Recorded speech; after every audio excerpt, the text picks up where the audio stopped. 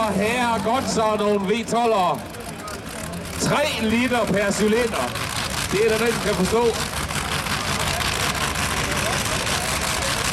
Der er næsten ikke så meget øre, man skal passe på. Der er det mere maveregionen. Det vibrerer rigtig godt i maven, når sådan en Griffon, den kommer træden op ad banen. Der kom lige en sidebemærkning fra Simply Irresistible. Den meget hurtigkørende, der lige har været på banen med et fuld pull. De har knækket en bagaksel og kan derfor ikke komme til start i pull-offen. Simply Irresistible er færdig for i dag. De har et fuld pull, men kan ikke komme til start i pull-offen. Nu er det Green Spiral 6, det drejer sig om. V12'er, Rolls-Royce Griffon, Methanol Injected. Peter Direct er chauffør på den.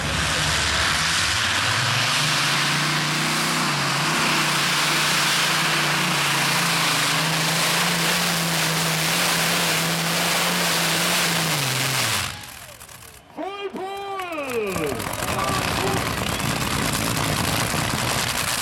Kunne I mærke det i maven? Ja!